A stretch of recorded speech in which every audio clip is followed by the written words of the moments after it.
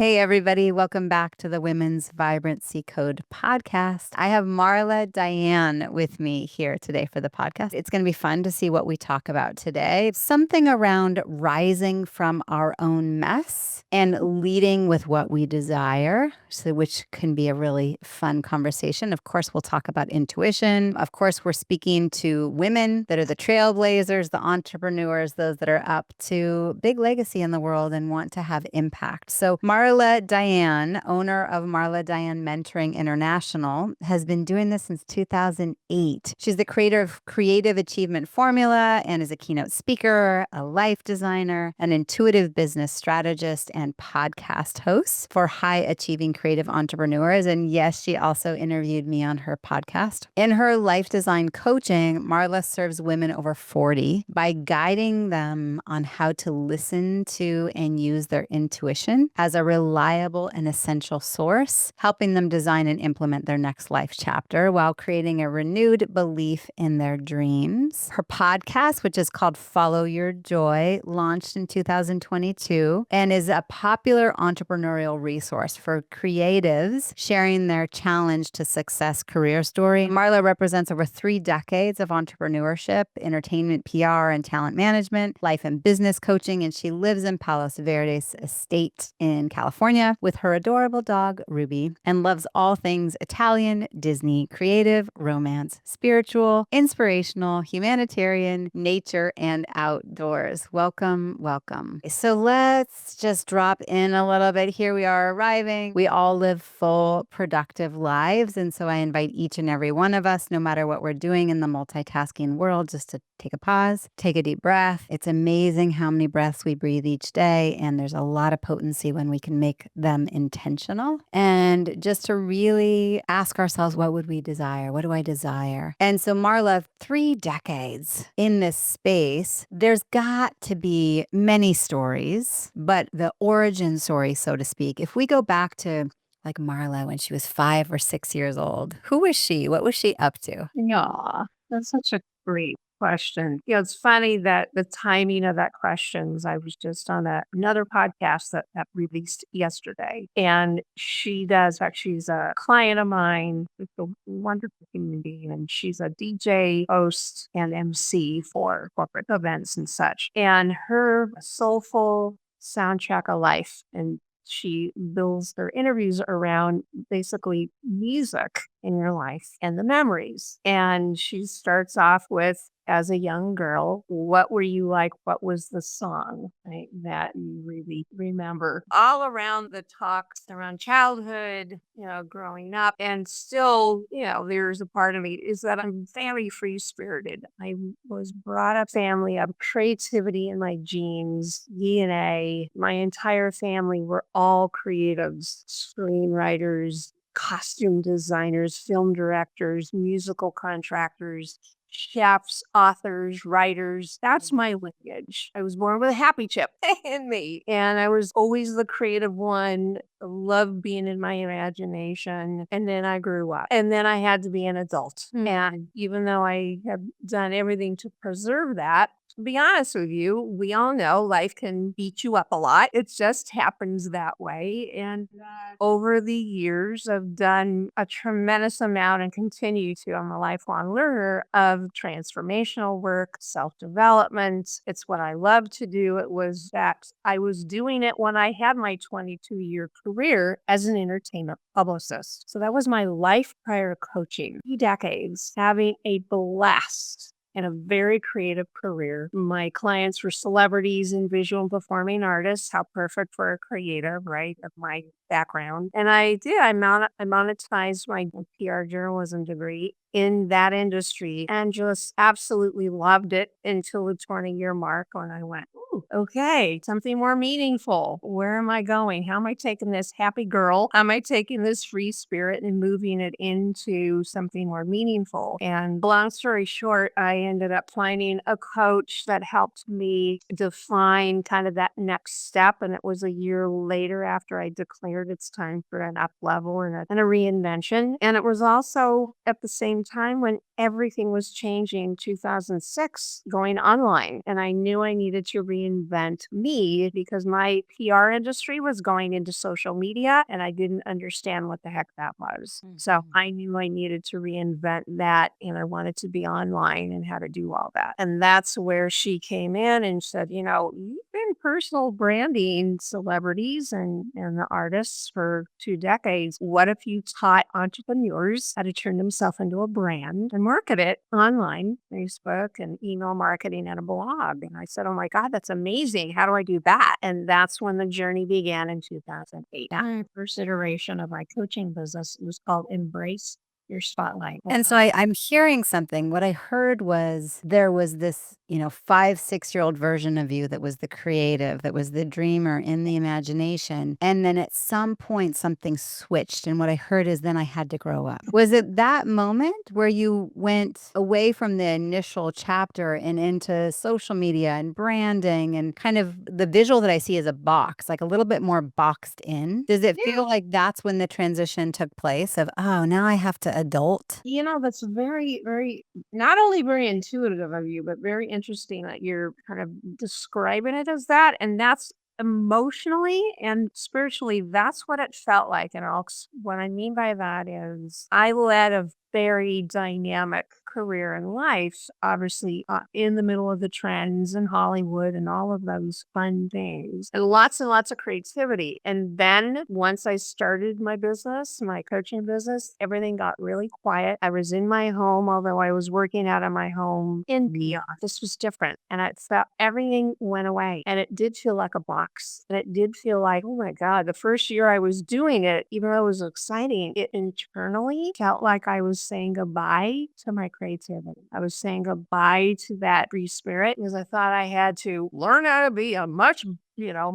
more evolved business owner. And I think that you probably define that in a way that is true. And welcome to entrepreneurship. I think one of the things that keeps us different than anybody else is our risk tolerance to be able to continue to do things that others go, how? Like, isn't that uncomfortable? And we just continue to go pounding on the pavement, so to speak. And so this sounds like that first kind of chapter of challenge. And then I'm guessing there was some intuitive listening inside and pivoting. So now it's 2008, you're adulting in a box. The pluses and minuses to working from home now. But what I'm hearing is you really missed the interaction and the juice that came with being out in Hollywood with people. And so then what did you do with that? What shifted to bring you back into your imagination, or did you? Yeah, good question. So when my 13 years of the 22 years, I was in my home doing PR. So I literally brought my gig home when my son, who's 34 now, promised that when he turned 5, I would bring my gig home. So I was doing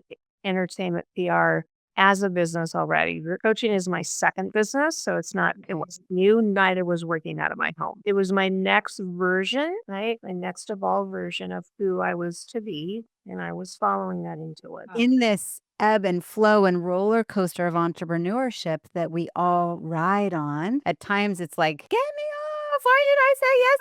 And then we're laughing and exhilaration and So there's a couple levels that went on, and it was an absolute intuitive, and I've always followed my intuition really my entire life when I knew what intuition was. But when I look back at all the different reinventions, which I've had at least 4 in my life, at that point in 2008, it was a loud, it's time to evolve. It's time for you be in the spotlight instead of putting your clients in the spotlight. We're behind the scenes, it's exciting, but it's also, you're not in the spotlight, your clients are, and that's your job as a publicist. And so that was the divine message, was it's time for you now to evolve, get on that stage, get on that spotlight. And it was not comfortable for me at all. Even though I'm outgoing, even though I have no problem speaking, I have no actually having the eyes on me as the expert. Yeah, no. And that's why I called my business the first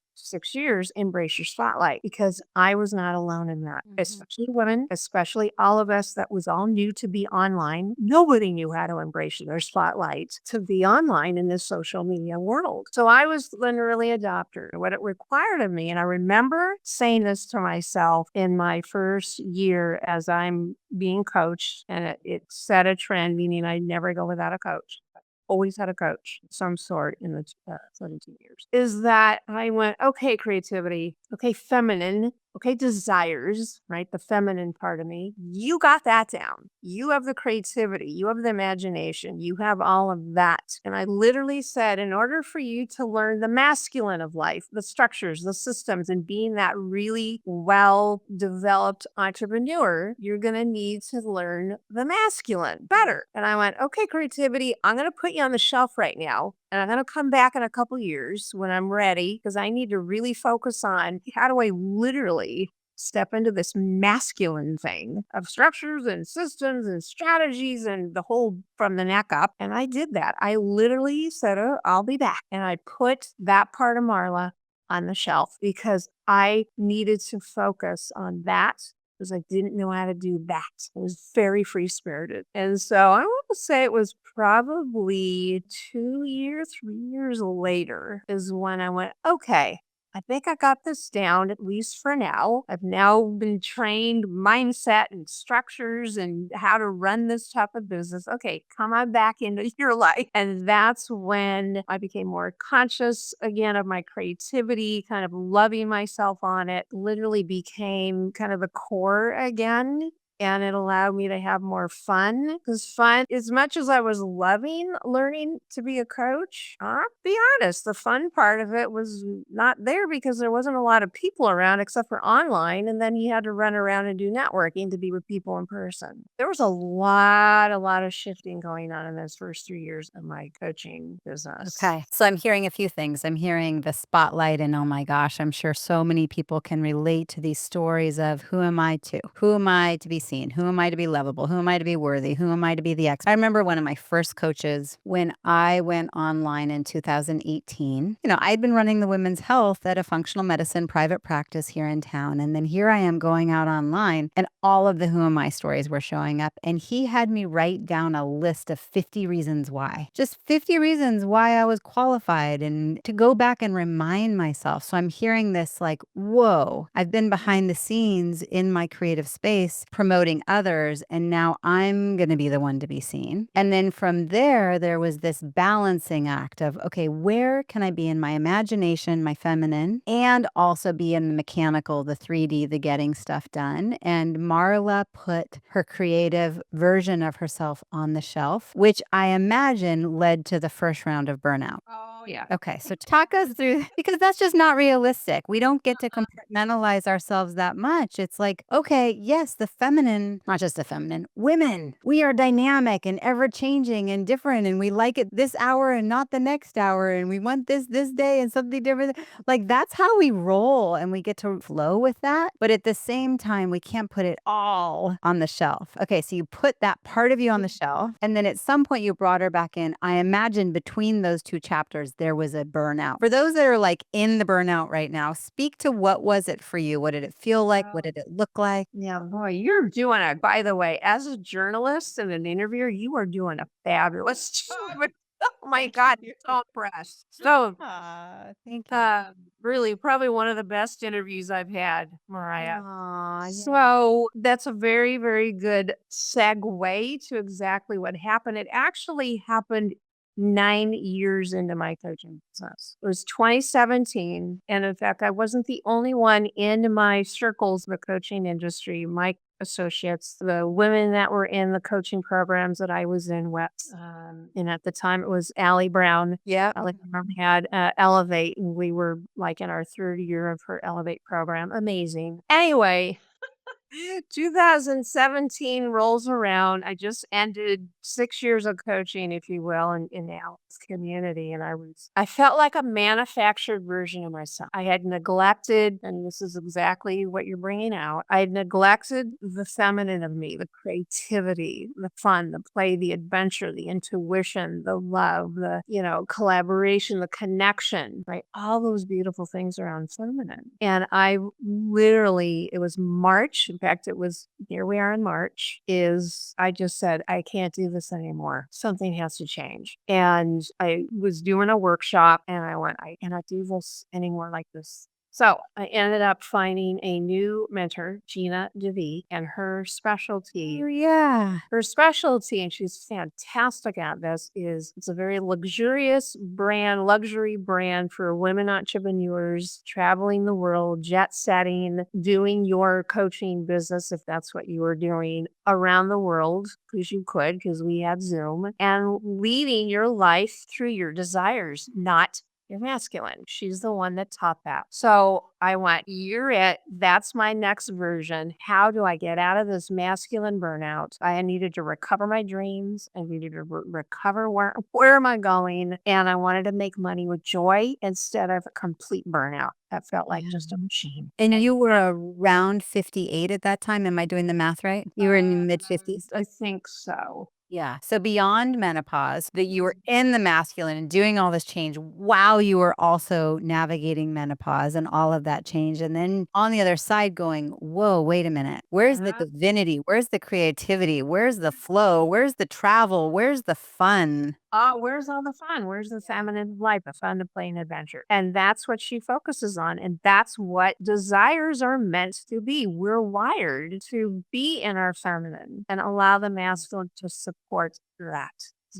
So I hired her for a full day intensive in her home in Santa Barbara. It was June of 2017, and it completely changed my entire life. And she pulled out of me my long held dream to want to work and live here in the United States and in Italy. And I never gave myself that permission because I was a single mom. I never gave myself the permission to actually do my dream. And she's in the middle of our intensive as she's pulling out various things as coaches do. And she said, all right, you're going to Florence, Italy for a month. I said, okay. First time anyone's ever supported me in that. I said, okay, what do I do? And so that began then the change. And it was literally a life plan change for Marla. And 45 days later, with her support, I took off for Rome, Italy. And then I took the train up Florence and I lived for a month in Florence, Italy, and changed every molecule in my body. That was my eat, pray, love journey. That's what I was thinking. Eat, pray, love. It gives me, I have chills through my entire body. How much that feeds our spirit. Oh my, Maraya, it was exactly what I needed, was to step away and to honor the dream. I remember walking, it was the first night I was there in Florence, and I was in, I don't know, it was a 20-minute walk. I was in a real fun Airbnb. It was 20 minutes from the main piazza. And it was 10 o'clock at night, and I went, okay, I need to go see the Duomo. I need to go into the main,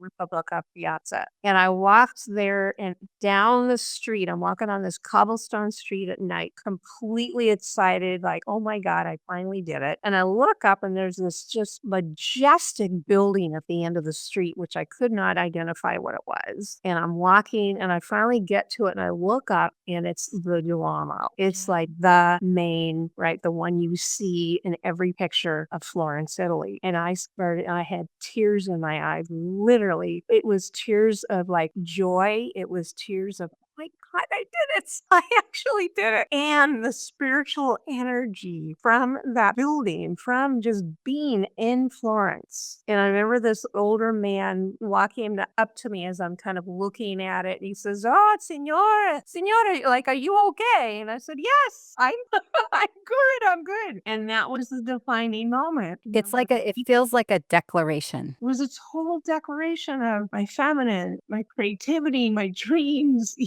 It's like the wizard or the witch with the staff, like standing there, pounding the staff on the ground and saying, this, I declare that I'm worth this. I declare my power. I declare that women get to have it all. Oh, amazing. It was absolutely amazing. And I did it. I did the dream for the entire month. I even, which was planned, my coach and I planned, I did a photo shoot in Florence, a full amazing photo shoot that became then my rebrand when I got back. Because once after I got back and completely again changed everything, I took everything out of my business that didn't bring me joy. I literally nope, took that out. I'm only going to do this, rebranded, had my team change my entire website and my brand. I was called the new Renaissance woman.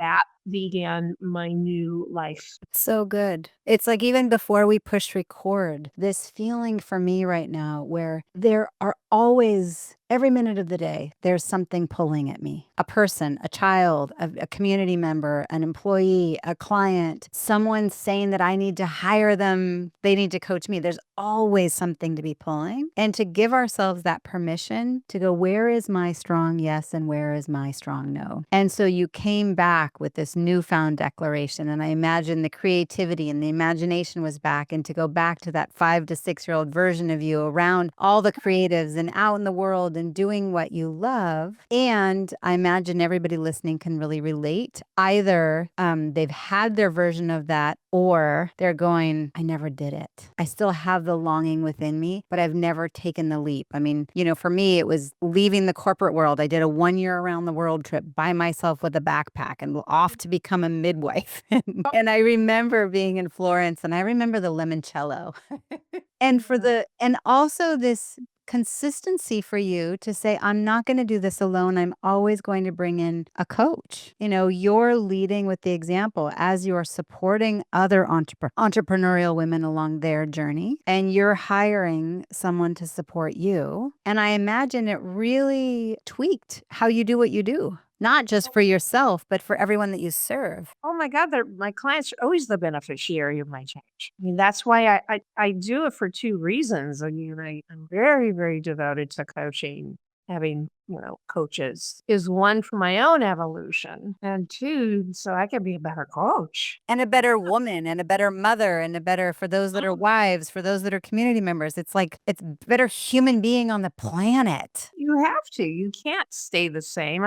We all know that. I mean, your audience knows that. Okay, so there was the burnout and then this resilient recovery with your declaration and really transforming how you showed up in the coaching industry. And then, but now there's been another 7 years or 8 years that have gone by since then. So who is Marla today, and where is that balancing act of her masculine and feminine and creativity and the getting the stuff done? We're in another change. Isn't there something about every 7 years? Yeah, I think it's either the 7 or the 8-year change. Yeah. What do you tell me about that? What do you know about that? Well, it's a good question. I don't know a whole lot other than from like an evolutionary and emotional growth perspective. They say I think it's 7 to 8 years, we go through a major transformation. I also was thinking last night, I was listening to Conversations with God by Neil Donald Walsh, and there was a chapter, I'm not remembering it exactly, but just the acknowledgement of this concept of mind, body, spirit. Like, do we really believe that we're a spiritual being living a human existence? But what does that mean? We have intellectual mind and we have a 3D body. And there was something in there that just reminded me, oh yeah, this body that we have really is going through total transformation on a physiological basis often. And I was thinking, as I was listening to the Audible, I'm like, right, every 120 days, our red blood cells change. Every 72 hours, we have transformation in our skin as the largest organ in the body. Every 8 to 10 years, our bones have transformed. So literally, everything that we are doing now to care for this vessel, this 3D body, the thinks that we're thinking that are impacting our emotional body and that's impacting the water in our body and the cells in our body is literally impacting that change that, there's the big one, the 7 to 8 year change, but then also the change that we can impact on a regular basis. Like this idea that who I've been is zero indicator of who I'm capable of becoming. And what is it that I actually desire? So, okay, so you're in the change right now. If you let yourself just get really quiet, and if time, energy, and money were no stumbling block, and everything was possible. And you could be in your total creativity and imagination and balancing it with the masculine. Like I think of the river, right? The banks are that masculine. It's got to hold it together. There has to be some structure. But as women, we're the water, we're that flow, right? Without the water, it's all dried up. Without the banks, we've got a flood. So do you have any clarity? And maybe it's like we'll have to do a sequel to this podcast a year from now to go, okay, what is the next iteration for Marla to go, oh, okay, maybe there's that part of me that I put on the shelf and it was a little bit less deliberate. It came seeping in bit by bit. And now I'm looking at my life going, something needs to change. Do you have any clarity on what is it that you desire? I'm just following right now the feelings and again the intuition's like, okay, here we are again. Here we are again. You've been here at least 4 times. Now what? So because I always and I coach this again, really I'm loyal to my intuition. Mhm. I don't have an answer. All I'm doing right now, I'm in discovery mode, and I highly recommend this to anybody, ladies. Do not throw the masculine in here and think you have to get going on something. Do not take action. Do not. Please lean back, be in the feminine. I'm telling you this is what I'm doing right now. Lean back, do a lot of journaling, do a lot of meditating, asking for support, and allow the divine downloads to come. Force yourself to take an action yet.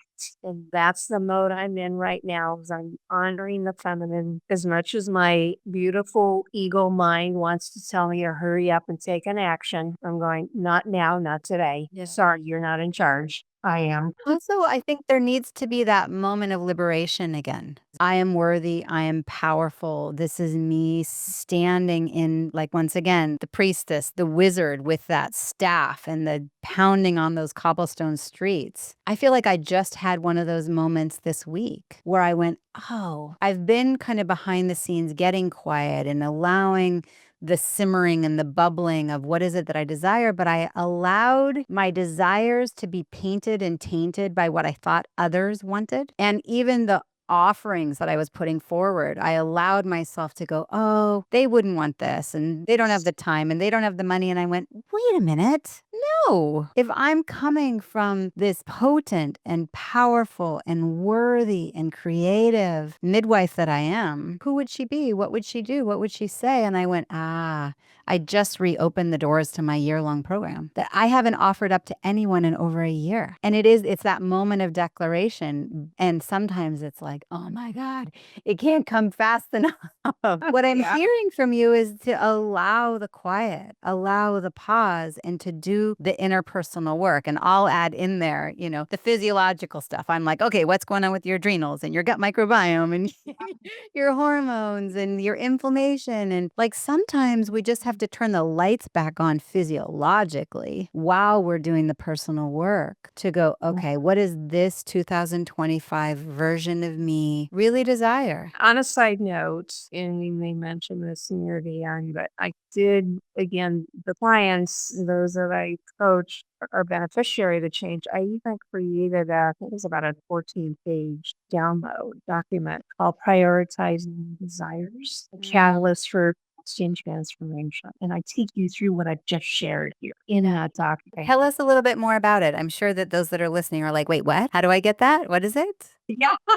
The link will be in your show notes. And it's free. Just download it. And it will take you through this very story that I've been sharing and the creative achievement formula that came out of all that, which is choosing one top desire and 2 top goals over 90 days to focus on only. Such a perfect balance of the feminine and masculine because you're mixing desires with a specific time frame. It's exactly a reflection of what we've been talking about is leading with your desires and then doing the masculine goals because there's nothing ever said about desires. Maybe they talk about dreams, but it's all about the masculine. Get the goals done. Yeah. That's what leads to burnout, ladies. And so what I created out of my own breakdown to breakthrough or mess, whatever you want to call it, is that you must lead with a desire. The desire is the heart passion fuel to get the goals done. Because if you're only looking at and taking action on the goals, which are measurable,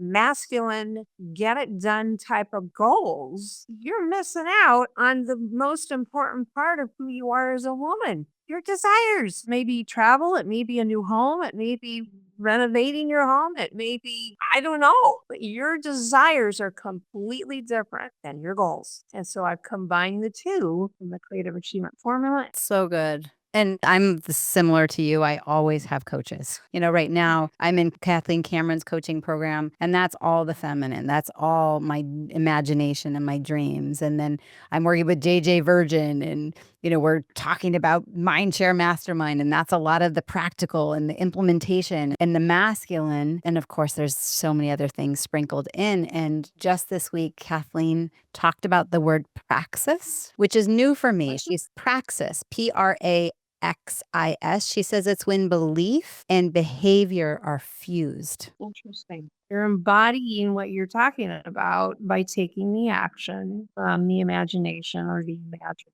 state. Yeah. And the reminder that everything we're perceiving in our world is simply a response to our beliefs. It's a response to our desires. It's a response to our imagination. I believe it's also a response to how we're taking care of our foundational well-being and physiology. So, I believe in a holistic approach where we bring in coaches that are taking care of our business piece and our mindset piece, but also how are we taking care of the vessel, the body. Oh, this has been so good. We're going to make sure in the show notes all the ways that people can reach out to you, grab that free offering that you've made around desires and that 90-day. I love the balance of masculine and feminine. Anything else that you want to add? Anything that feels unsaid for those that are listening? Always, always, always learn. If you don't have it already, please learn the difference between intuition and your ego mind. Please know the difference and lead your life through your intuition, even though your beautiful mind wants to seduce you to do otherwise. What I look at intuition is from the neck down. It's not at all in this space. Ever. It's also where real fulfillment comes in. It's fulfillment because your intuition is connected to source. It's not always for your good. It's never harming you. It's always about your evolution. It's always about take the left, not the right. It's always do it even though it feels scary, right? Or it doesn't make sense. It's not supposed to make sense, ladies. Intuition is never logical. Ever. Don't ever expect it to do that. And that's where we learn this. Right? Listen to the heart space, the gut. The heart space is your green light. The gut intuition is the yellow light. Caution. Really use that as your GPS every day in life through your business, through your personal life. Must do that. Or you're gonna be living from the neck up and going to burnout. And not follow really what's meant for you. Yeah.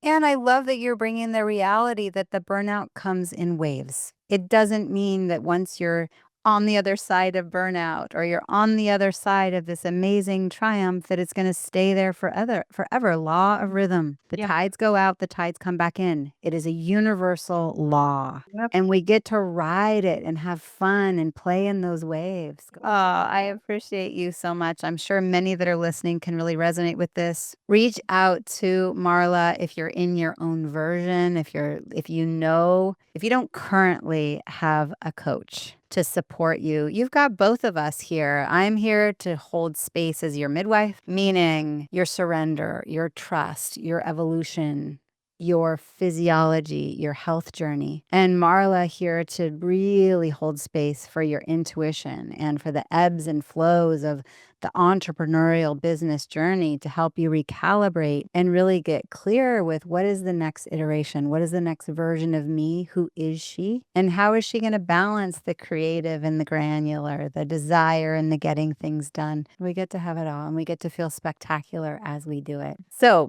thank you for listening into the Women's Vibrancy Code podcast. I appreciate you. So good, right? Yeah. Beautiful interview. Thank you. Yeah, of course. Thank you. With that, until next time, ciao, ciao.